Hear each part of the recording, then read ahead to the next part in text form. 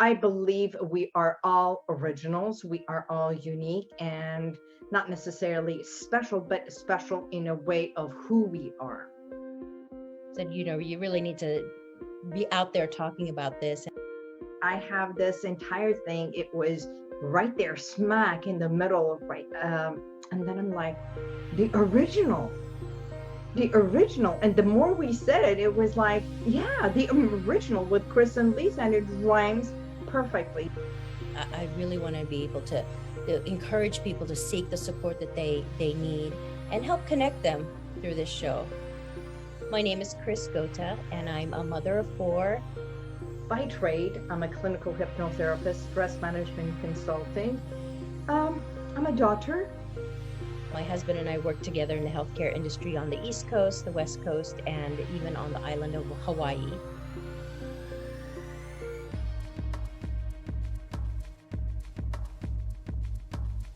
I never thought I'd say I miss the TSA, but I kind of do. It's kind of nice to have our own show, I have to say. So we have different aspects, and when we decided to do this, as Chris mentioned, we've been on stages together, we've been on so many different organizations and doing so much and talking and collaborating in many things about women, womanhood, young girls, our body, from going from the time that we start a period to our menopausal, like our tantrums and moods, all the way to cancer and grieving and loss.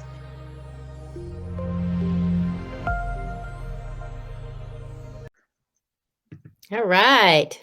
Hello. Good evening. Hello, Chris. Hello. Hi, Liza. How are you, sweetie? I'm wonderful. How about you? How are you? I'm doing absolutely amazing. Well, we Welcome, are on everybody. episode number 2. Yay! Second episode. Everyone, if you watch this episode, you'll be all caught up.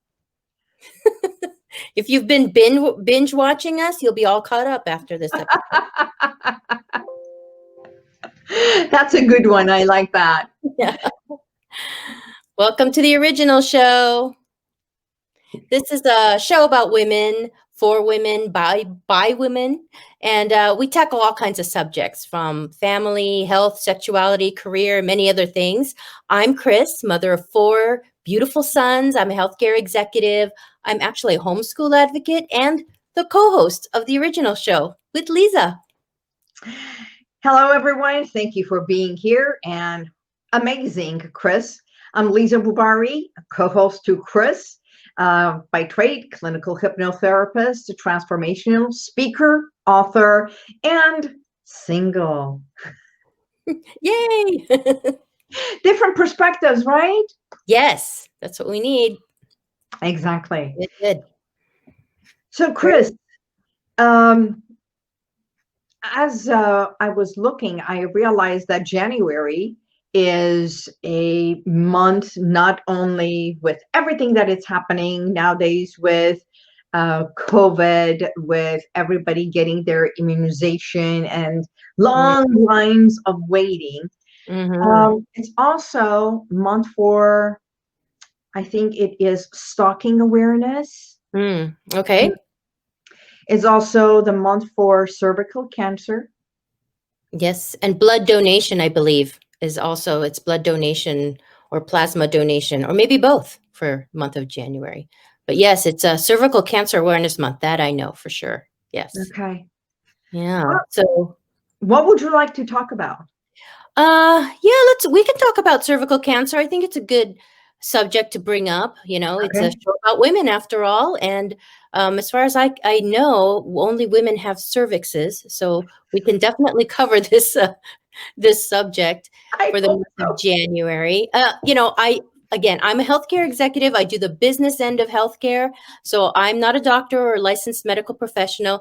The information that, we give on the show is information that anybody can get.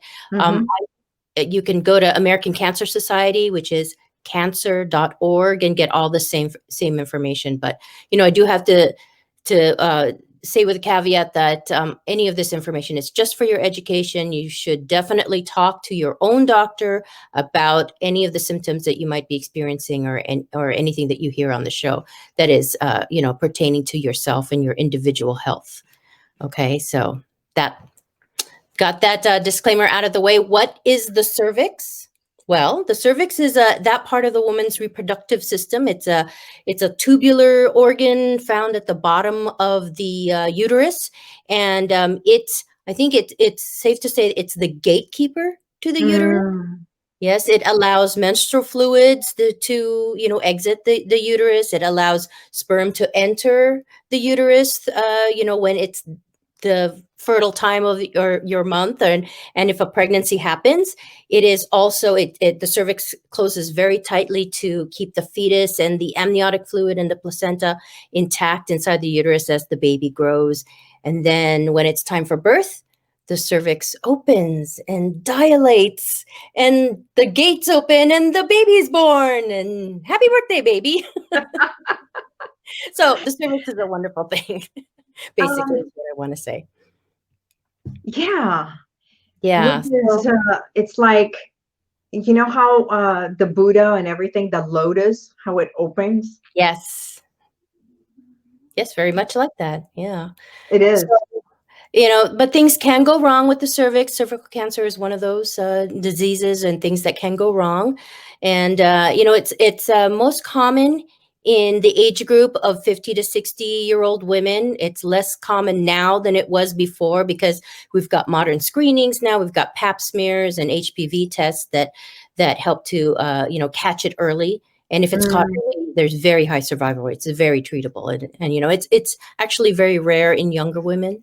But if you have the risk factors are, if you have someone in your family, whether it's your immediate family or close extended family, like an aunt or grandmother, granddaughter, sister, mother, those types of family connections. If anyone in those in your family circle has had cervical cancer, you are at higher risk for cervical cancer. So definitely get your tests done on a regular basis.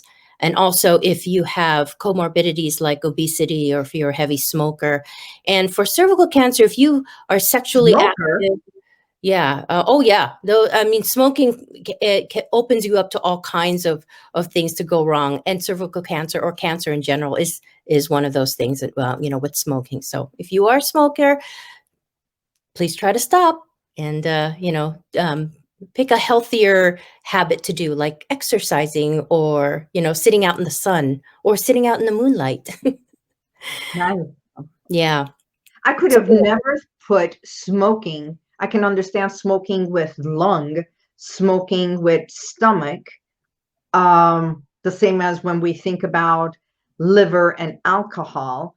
Yeah. I could never think about, I would never put two and two together as smoking with cervical.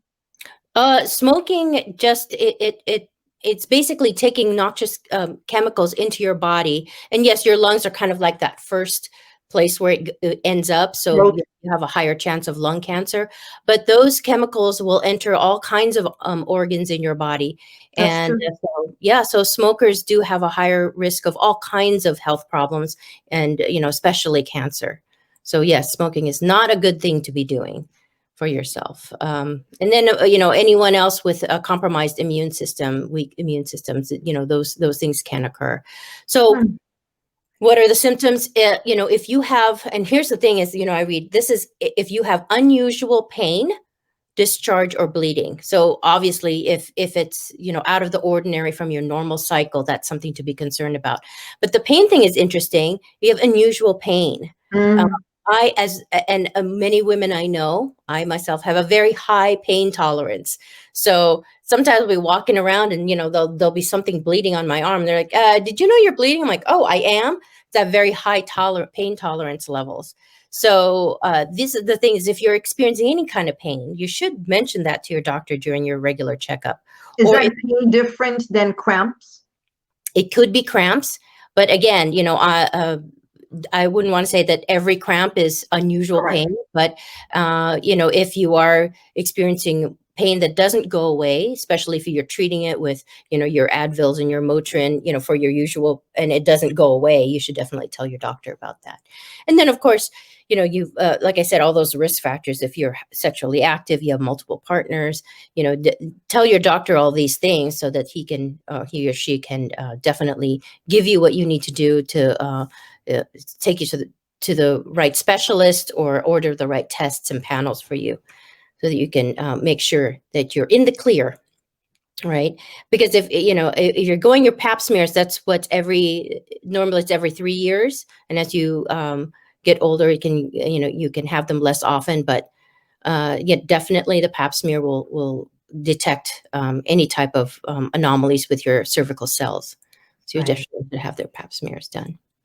And then, treatment on the cancer side, there's usually surgery in the early stages, but then later on you can, there's lots of options in cancer treatment: radiation, chemotherapy. There's these new medical strides have been made. So there's immunotherapy now, there's targeted therapy. Mm, There's lots of options for therapy. This is one of those diseases that if it's caught early and it's treated early, you have a very, very good chance of going into remission, or being okay. So, and those again are, like I said, I'm not a doctor or a nurse, so definitely talk to your doctor about any symptoms or any signs that you think might be leading towards any kind of anomalies in your normal, health for your reproductive system. But those are the physiological things that I talked about. What I'm actually interested in talking about with you, Liza, is the mind-body connection, right? mhm. You're a clinical hypnotherapist, certified mental health professional. So the question I want to ask you is, what are the mental and emotional issues that, maybe inform our cervical health? What's the mind? Is there a mind-body connection? And what does the cervix symbolize, kind of in the realm of the mental and emotional perspective? Well, thank you for asking that. I got into hypnotherapy over 21 years ago when I was diagnosed with my ovarian cyst, and I was going to have my third surgery, to undergo my third surgery. Mm. And the first one that was diagnosed, it was 9.2 centimeters. The Oh. second one was 8.7. And the third time, I was still, I had just left my husband. And when I got diagnosed, I went to the law firm. I was an assistant to attorney paralegal, and I cried and I cried. And she said, "What is going on?" And I said, "I've got the cyst again, and I have to undergo another." At that time, 21 years ago, it was not like a laser to go through the umbilical cord or the stomach. I literally have had two, like a C-section cut to Oh, get yeah. this out without the baby. So I was crying and I was saying, I remember saying, all I wanted was to have a child. Now I've got a third cyst, Oh, you know? yeah. And to me, that was the most devastating, because each time that when I was married, every time I would think that I'm pregnant, it was nothing but pains for me to go and have a cyst, find out Oh, that I have a cyst growing. So, just the first one was this one, this big, the size of a grapefruit. The mm, second one was the size of an apple. And the third one was already, my body creates it and generates it real fast. And it was already growing to be big. yeah. So when the gynecologist, he scheduled me for the surgery, and the law firm, the manager, I remember, she sent me to an acupuncturist just down the street, and his name was Ilan Migdali. And I'm saying this because on our second session of doing acupuncture, he gave me a sheet of paper and said, "Did you know that hypnotherapy can has direct connection with your mind and body? They have a direct connection, and hypnosis can help heal or ease your pain and heal with ovarian cysts." And I'm like, really? Wow. Now, the ovaries, the cervix, the uterus, the vagina, everything is literally connected to our opening, to receiving our mate, to receiving the thrust that comes into our body, to receive. It's like the gateway, as you said, to our body. And Mm. as women, it's direct correlation to our sexuality. Okay. Besides our breasts, which is the nurturing part, the opening is how we receive love by the one that is the giver, Got right? it. Right. So Interesting. mine, I had when I found out what mine was, I went through hypnotherapy, and within 5 or 6 sessions, I truly healed that part, and I no longer needed to have my third surgery. Mm. And thus, it created this entire thing for me to leave the law firm, change my entire life, and started doing hypnotherapy. And years later, added, right? It's been 21 years. I've never Wow. looked back.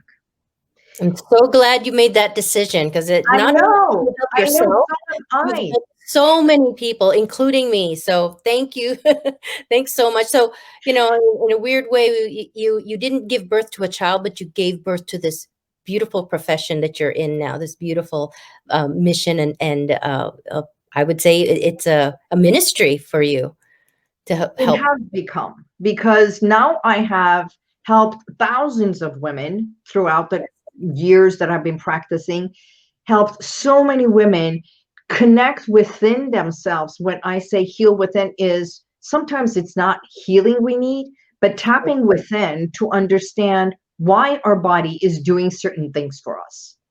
Like from ovarian cyst, another person having cancer. Cancer in itself, even Louise Hay wrote a book. It was Mind Body. It's Listen to Your Body Talk, which is cancer comes from deep hurt and long lasting resentments that festers. And cervical cancer, it is the gateway to our ovaries, gateway to the uterus, and everything is one, that canal. I would start working with a woman of looking back into their life to see how they treat their body, what they have allowed in their body. Are they reserved? Are they rigid? Are they um, how they have been pampered, even Mm-hmm. cherished as a woman, as a female, all the way from the time that they were a child. I mean, from it can be touching a child in the wrong way, or being a teenager wanting to, to please a boy, to be Yeah. liked, Right. all that. It doesn't matter how you were touched. It is truly, as you said, the gateway. So I work with that part so they tap within themselves, because all the information is in our conscious and subconscious level. Right. Sometimes we block things and we need to tap and go deeper. That's So very that interesting. correlation is festering, resentment, self sabotaging. So anger, grief eating at us, that's what we will look. Wow. Wow. So you mentioned touching a child inappropriately. So obviously, if anyone has endured abuse of any kind, that would manifest itself. It could manifest itself in the You're reproductive. talking sexual abuse, not just any abuse. Yeah, I guess any, yeah, and it's just interesting because you think that maybe it's and it's not always abuse, right? It could just be, you know, uh, someone not honoring our Private. individuality, right? Not honoring our space. I sometimes Mhm. think about the one thing that bothers me sometimes is when we haven't gathered in a year, but usually when you gather for like Thanksgiving or Christmas, and you have family that come in, and it's family members that you haven't seen for a while, and now I'm one of the older ones, but back in the day, I was definitely one of the little kids, right, in our family gatherings. And I remember that every time it was time to say goodbye or even time to say hello, my parents would push me to hug and kiss Mm, relatives, and I remember feeling like, I don't want to. I don't want to, hug that lady. I don't want to hug that because I don't know them, and even though they're my relatives, and obviously they didn't mean any harm by wanting to kiss me or hug me. It's a sign of love. But, I'm kind of thinking that maybe that's like the first, I want to say, incursion, right? And if you're talking about gatekeeping in our emotions, that might be the first incursion where we're forced to, do something we didn't consent to, or, just we're forced to do something you don't want to do. We talk so much about consent and mm, how we want our young women and our women to be respected, and for men to, also for men to be respected, and consent is very important. But yet, in a family tradition, you're forcing kids to hug and kiss people they don't want to touch. You see the little girl, just like, and I was one of those little girls. I would just cower behind my dad or my mom and like try to shrink to be invisible so they wouldn't make me do that. I know it sounds innocuous, but I think that maybe those initial incursions, and it's not just those physical things, it could be, emotional perspective, right?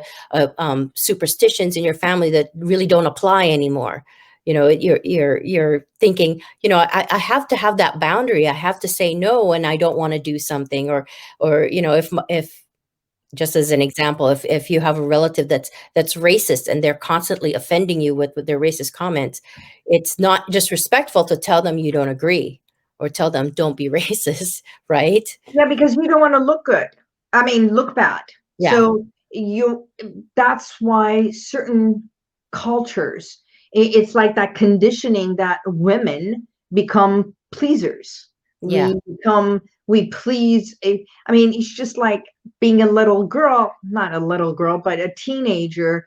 And the boys, you want the attention, and he says, "Give me some," and or not, then he's gone. And in order to get that, you allow them to touch. I remember when this was back in Iran, and I was probably what, 8, 9 years old. I had a tutor, and he would come to teach for summer classes and everything because I was not good in math.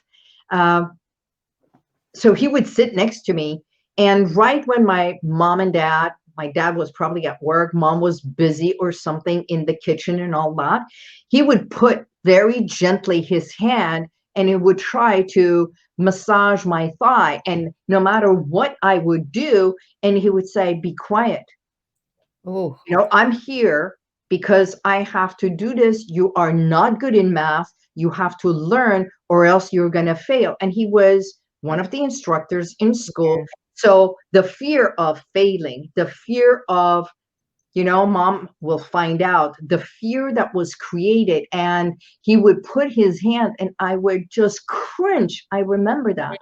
And I remember vividly, there was a time, I see it in my eyes right now, Chris and everyone, he would ring the bell, and my mom was in the shower, and I just stood from above, and he rang and rang. He was supposed to come up, and I would not open that door. I was just like, I don't want him to come up when my mom is not even in the room. yeah, So yeah. he looked up and everything, and I went back, and I remember him calling later and saying, "I came and nobody was home." And my mom saying, "Why didn't you open the door?" And I said, "Because you didn't open the door." I could not say this guy is touching me inappropriately. Yeah. Oh, wow. So he weaponized his authority over Yes. you and his ability to pass or fail you in the class. Oh, that's horrible. Horrible. But So yeah. it Mm, creates fear. yeah. And it's a violation. Yeah. Yeah. And I think we get violated by a lot of people allowing other people cross our boundaries or touch or anything because of fear of, I don't want to hurt someone, or I don't want to be the bad person, so I Right. allow. Yeah. That's a big deal. I mean, for me, I have to say, I had trouble with that. I had trouble, keeping boundaries because I Mm, wanted to things to be always okay, so even if it wasn't my job to fix something, I'd fix it. If somebody was saying it needs fixing, I'm like, okay, I'll take care of it. So, and then eventually that runs you down. But boundaries is an interesting one. Boundaries, like you said, if the cervix is the gatekeeper, we really emotionally and mentally have to stand up for our own boundaries and keep those boundaries, and or at least recognize, right, when those boundaries are being crossed, so Right. that it doesn't, like you say, fester and become something But worse. how do we recognize if someone is not teaching us what is right Yeah, boundaries that's or rough. not? Yeah. I mean, if the person who's going to sit and explain versus get angry, you Yeah. know? Right. So everyone has to have the permission not only to speak, but feel safe to express. Yeah, feel safe to say, "No, I don't wanna do that," and it's Right. okay if you don't wanna do it. So, Exactly. yeah, so, I would challenge everyone that next time you're at a family gathering, which we'll hopefully be able to do that next Thanksgiving, next Christmas, and you've got, your relatives telling their little children to go hug Auntie Chris, go kiss Auntie Chris. I would Or challenge you to uncle. or uncle, yeah. What I would do is, or I have done in the past is, kneel down or sit down so you're at the child's same level, so you're not this Mm, big, intimidating authority, and say, "It's okay. You don't have to hug me. You don't have to kiss me. Let's just wave, or let's just do this motion, right?" right. And You could nowadays be the with one. You COVID, could be it's the one to respect. Now, people will think you're weird, or they'll say, "Oh, don't be rude, kiss auntie." I'm like, "No, you don't. It's not rude to not kiss me." right. And thank God to COVID, they can just go like that now. Right, right. We could, yeah. I mean, you could always do that too, save the situation by saying, "Oh, I think I have a cough. Don't come near me." Nowadays we can. Before we didn't have that as an Yeah. example. So all that festering emotions and everything, it may not, you see, and here's the beauty of our psyche. Consciously, we are not aware of the things that happen to us daily or such subtly, Yes. Yeah. but it becomes a boomerang Mm, after years later. And then one word, one notion, one gesture, it can trigger. And then we wonder, why is it that I am upset? Why did, I mean, it wasn't such a big deal, but why? And then they say, why did you make such a big deal? And it's like, I don't know, but it bothered me, and we don't know what it bothers us. And right. that's where hypnotherapy has been very effective, because once I found out why my body was creating it, it was just amazing. Mm, And since then, I haven't had any feminine problems. I mean, wow. it was Super good literally the definition. gatekeeper. I was Yeah. not in a happy marriage, and it was a gatekeeper for not having any intimacy. Mm, Because just think about it, when there is that kind of a discomfort, a cyst this big in the yeah. ovaries, it's not easy to have intimacy. Right. So weeks before, I was in pain and I just couldn't have it. Hmm. After the surgery, like a C-section, for about 6 weeks, no intimacy. So easy 3 months of the year was time out. Wow. Yeah. Yeah. So, I'm a big fan of energy medicine, as you know, and maybe some of our listeners or viewers are not as familiar, but I believe in the energy centers of the body, and the cervix is located near the base chakra. Can you talk about that? I know you have a lot more information than I do about the chakras. Well, the base chakra is the red.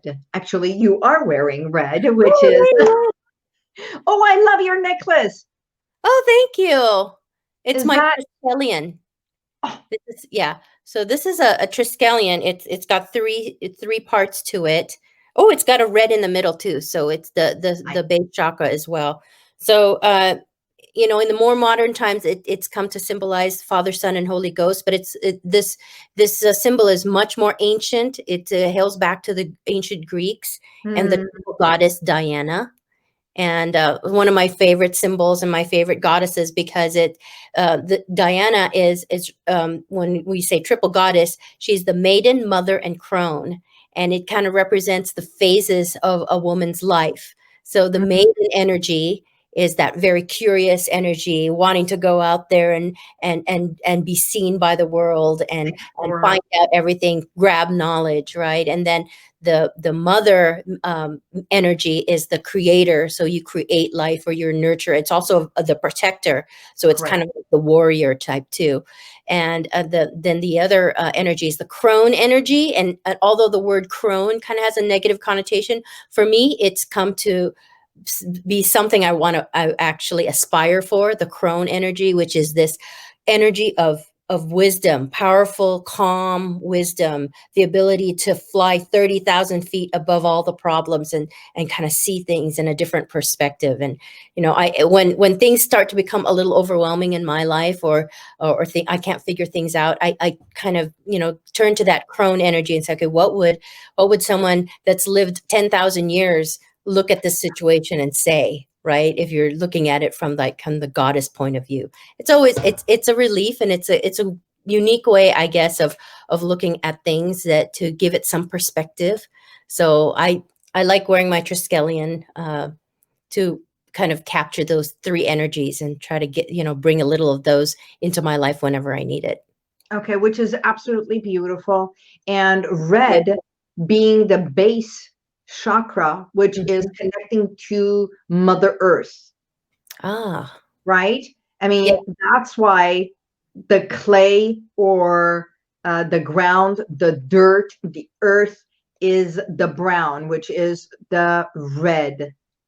Hmm. It's that the same version, that tone. So the red is heat, it's anger, it's energy, it's love. Everything starts from the base, which is right in between our thighs, right at the crown as it is to enter. Wow. Okay. Plus, yours is metal, isn't it? The Yes, necklace? it's metal. Yes. I don't know Okay. what kind of metal.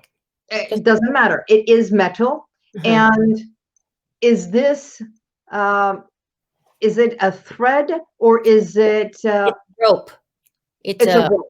Yeah. So rope, that um, the density of the rope, it's soft. Even though it's tied, it's Mhm. all put together. Yeah, So well, it woven, and most probably, if it was done correctly, if the person who did this together, they did it with a prayer as they mhm, put the medallion on, because right above your medallion you have like an anchor. It's that opening right yeah, there before it comes down to the medallion, yeah. which is in the name of the Father, the Son, and the Holy Spirit, me, myself, and I, mind, body, emotion, Wow.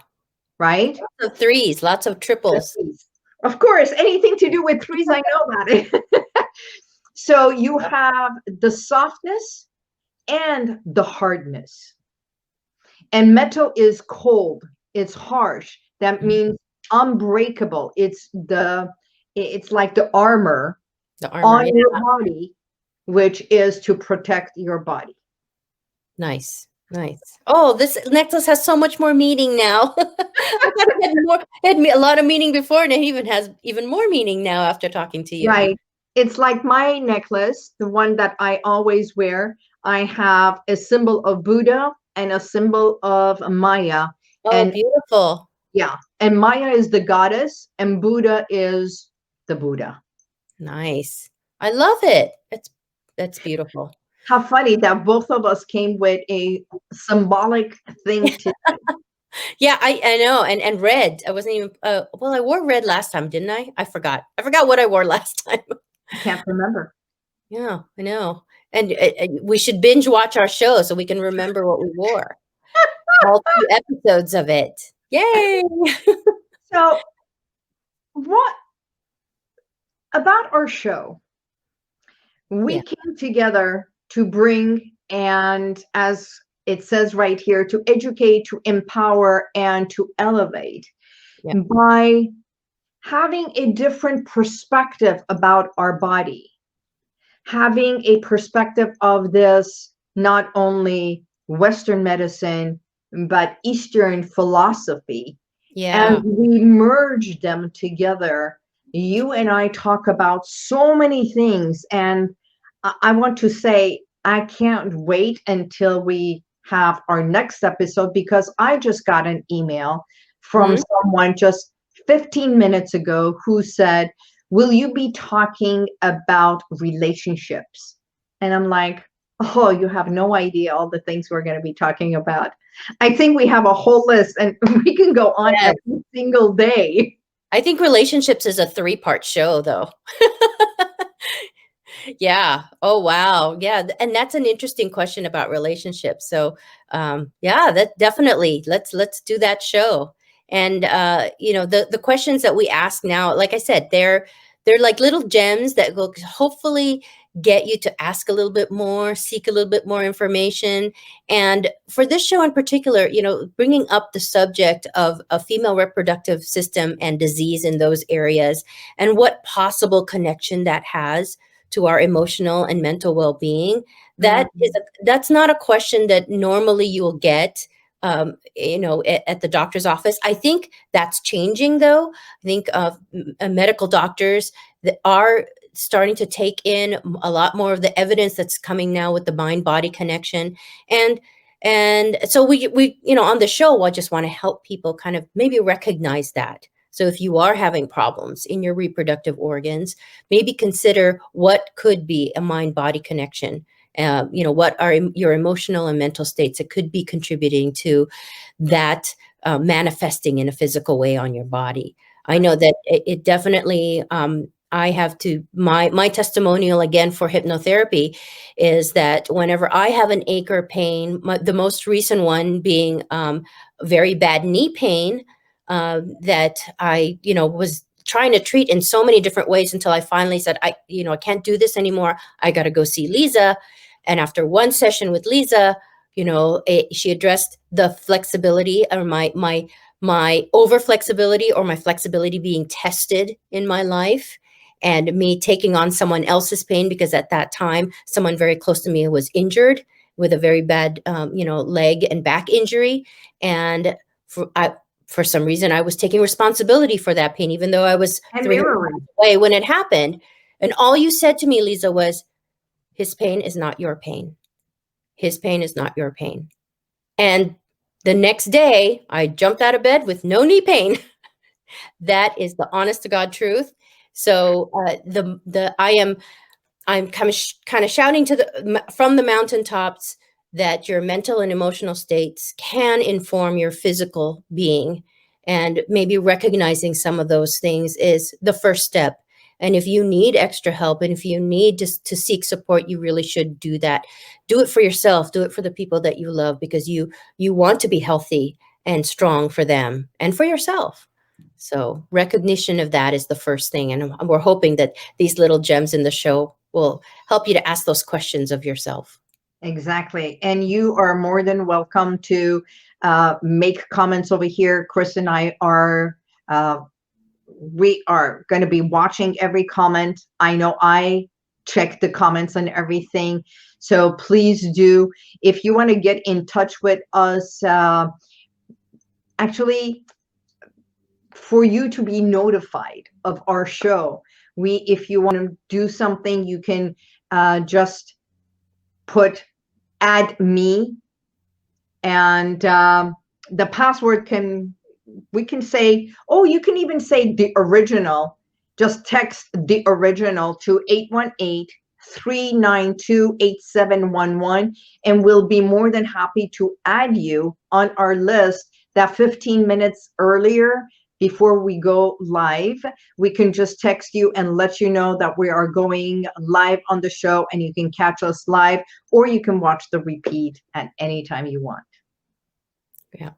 Great. And if you have a question or a suggestion for our show, you can reach us on the Facebook fan page for the original show. Also, you Right. can subscribe to the original show on YouTube. I have a fan page at Chris Gota.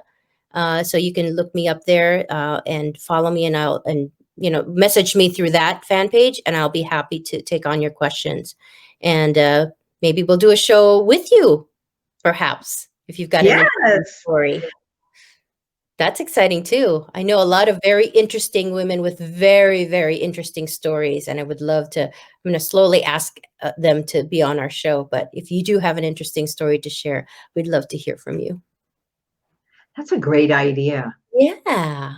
Yeah, I know we have a lot to talk about, you and me, just between you and me, but there's definitely people out there I'd love to talk to. exactly. And with that, um, how do we honor ourselves and everyone as a female organ? Maybe we can just do, I want you to remember one thing. A miracle is when you open your eyes and you know you're alive. And in that very moment, you can say thank you to your body and thank you to whatever it is that you believe in, either the universe, the God, an angel, whatever, your guardians. So remember that you are in a miracle, and every single day that you wake up, that in itself is a miracle, for there are others who do not. Amen. Absolutely. Well, that was a great discussion. And, again, we could go on, but it's the end of the show. And you can always find all the links I talked about, cancer.org, and all other links that, those are on our show notes and on the Facebook page. Again, you can reach me at chrisgota808@gmail.com, or on my Facebook page, Chris Gota. So you can reach me there. And it will be in the details and synopsis of the show. And everyone can reach me at Liza B at healwithin.com or right here on Facebook, Liza Bubari. That was fun, Liza. Fun It was episode fun. too. So until next week, we bid you goodbye and thank you for being a part of the original with Chris and Liza. Thanks, everybody. See you soon. Good night. Good night.